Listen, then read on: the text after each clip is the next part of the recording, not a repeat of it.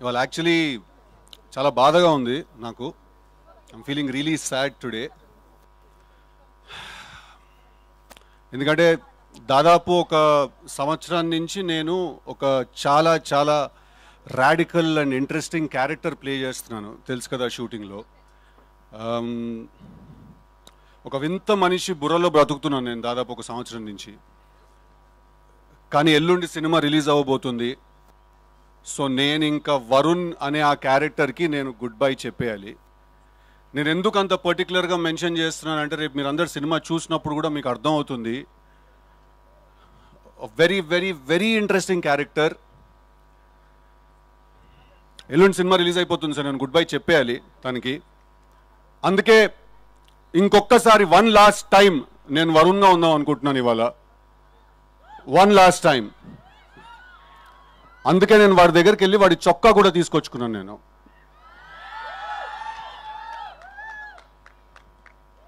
Yeah అది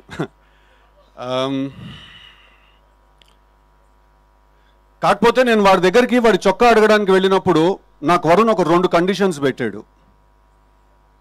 ఒకటి, ఇవాళ ఇక్కడ ఉన్న ఆడపిల్లలందరితో మాట్లాడమని.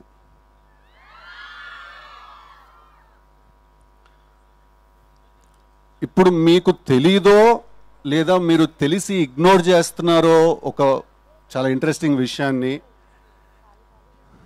మీరు the most beautiful species ever.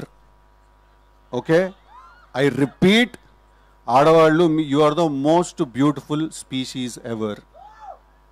మీకోసం యుద్ధాలు జరిగాయి, మీకోసం వార్స్ జరిగాయి, బ్యాటిల్స్ జరిగాయి, మీకోసం పోయిటరీ రాశారు. I mean history is proof. అసలు సృష్టి మొదలైందే మీతోటి, రైట్? మేము మీ ముందు చాలా నిమిత్ర మాత్రులం, మేము చాలా తక్కువ. సో మేము ఎప్పుడైనా ఏదైనా తెలియక ఏదైనా తప్పులు చేసినా, ఏదో ఇట్లా కాలేజ్లో ఫ్రెండ్లీగానే ఏదైనా అమ్మాయికి ఏదైనా మెసేజ్ ఏదైనా పెట్టినా, ఎవరితో ఏదైనా మాట్లాడినా కూడా మీరు పెద్ద మనసు చేసుకుని క్షమించేసేయాలి. ఒకసారి చెవు పట్టుకుని తిప్పేస్తే మేము సెట్ అయిపోతాం. ఓకే, అసలు మీరు గొప్ప మేం గొప్ప అనే డిస్కషన్ ఎవడరా మొదలెట్టింది? First of all Shreyas media వాళ్ళకి ఏమైనా ఐడియా ఉందా? శేఖర్ అన్నకి ఏమైనా ఐడియా ఉందా? మీరే గొప్ప, మీ వల్ల మేం గొప్ప. ఐ రిపీట్, మీరే గొప్ప, మీ వల్ల మేం గొప్ప. ఓకే, ఓకేనా?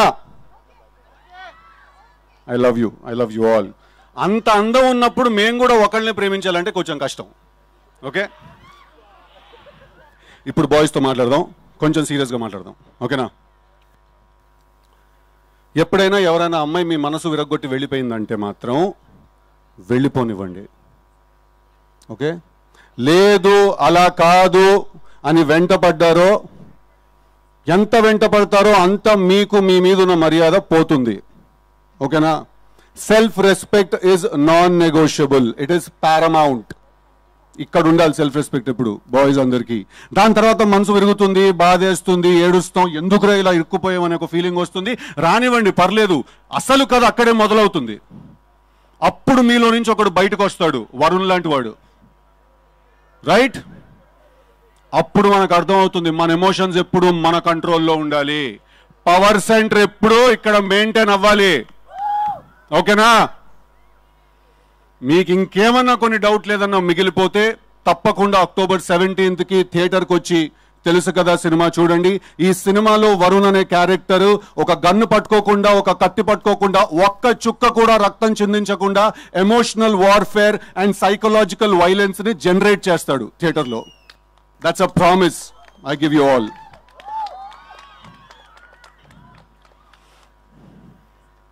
ఇప్పుడు నార్త్ అట్లాంటిక్ ఓషన్లో ఒక రీజియన్ ఉంది, ద బర్ముడా ట్రయాంగిల్ అంటాం మనం దాన్ని.